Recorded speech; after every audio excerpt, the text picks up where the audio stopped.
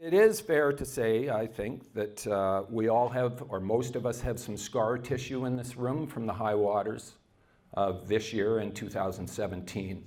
I'd like to encourage everybody not to compare your scars.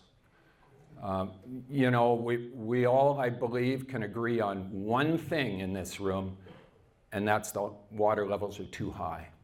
So, you know, if there is something that everybody was dying to belt out, we'd encourage you to save that emotional baggage for after the event and talk to global media or any of the other media outlets that are here today and tell them your heartfelt stories about the water levels of the St. Lawrence and Thousand Islands. So, River Talk is really no more than an information exchange.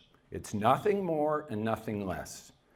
The actions that come from this event today, from this open sharing of information, is what we do with it as an association or as individuals is entirely up to us.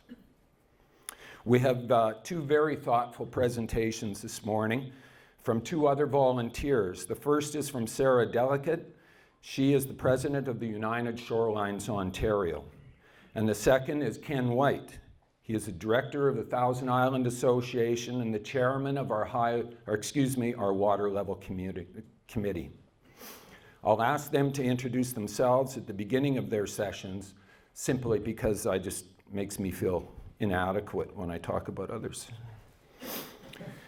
After the presentation, we will have a question and answer session. It's about 45 minutes. And so I would ask you all, if you would please hold your comments and questions until that time, after you've heard our information, seen our findings and recommendations. I get the easy part of this. That was trying to rally enough people to come here today.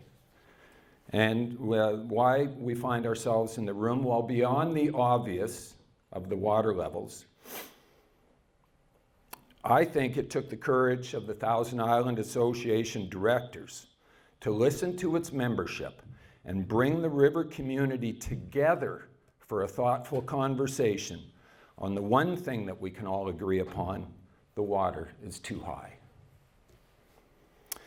For the Thousand Islands Association, the genesis for this meeting was a survey. It was 10 questions, but we really only needed one answer. So, the survey. 700 members from Canada and the United States were asked 10 questions, and we received 45% response from our membership. It was unscientific at best. It was created by a bunch of volunteers on a committee with a limited time frame. What could go wrong? Well, as it turns out, absolutely nothing could go wrong, because we only needed one answer from our membership. 82% of those surveyed want to see the Thousand Island Association actively engaged in the issues relating to extreme water levels, communicating with local officials, and educating members with high water news. That's why we invited you here today. The other questions, the other 9 questions, really seem quite insignificant compared to that one question in our mind as the Water Level Committee, but I'll tell you them anyway. 98% of the respondents own or rent waterfront property. 73% of our respondents have been significantly impacted by the extreme water levels of 2017 and 19. 10% of those were unable to use their properties at all this year. Over 50% of those have received significant loss or extreme loss. And 27% of those that responded will see no impact at all from the water level.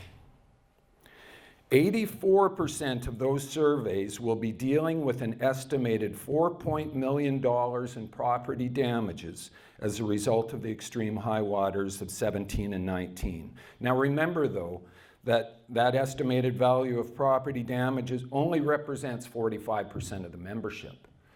And there, as you will hear in a moment, there were many that are confused and frustrated and just don't know the answers. So maybe their numbers will change as well.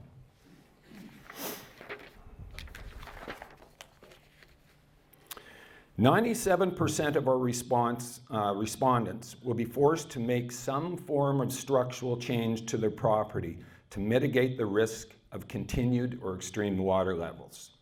36% will have to harden or raise their shorelines. 74% will be raising docks or making significant structural changes to their properties.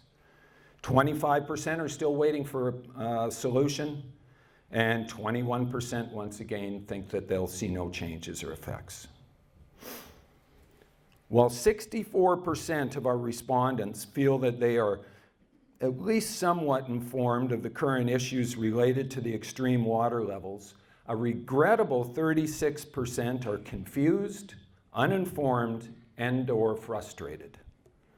And after reviewing as much data as I have from Ken and Sarah and others, I can tell you that I would like to change my opinion from very informed to confused and frustrated. Over half of our respondents, 57% of those that replied, hold a very dim view of the future water levels of the Thousand Islands and St. Lawrence, with a 50-50 chance or worse that we will experience similar water level conditions in 2020 if Plan 2014 is not put on hold. 83% of our respondents feel that property taxes should be adjusted to reflect the depleting asset value of their affected properties due to the extreme water levels.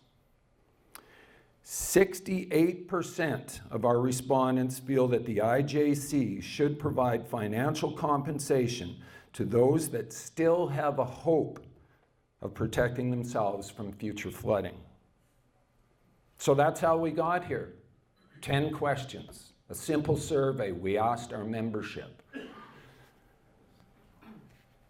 And I must reiterate again that I truly am grateful to the Thousand Island Association for bringing our river community here today. There's been a lot of discussion, there's been much screaming, and there have been many tears. But really, we've never all been in a room together on the one issue: the water level is too high. So, I'm the cartoon of the event. That's it. No more cartoons. We're on to the main attractions. We'll have 2 presentations, both approximately a half an hour in length.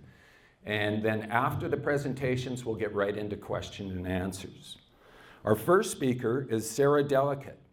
She is the president of the United Shorelines of Ontario. And I must say, with all the reams of data that were available to all of us, I did find that the information that I was getting from Sarah and United Shorelines Ontario was giving me a clearer understanding of data. I'm not a data dude. Just tell me, what can we do? So here we are, and Sarah, it's all yours.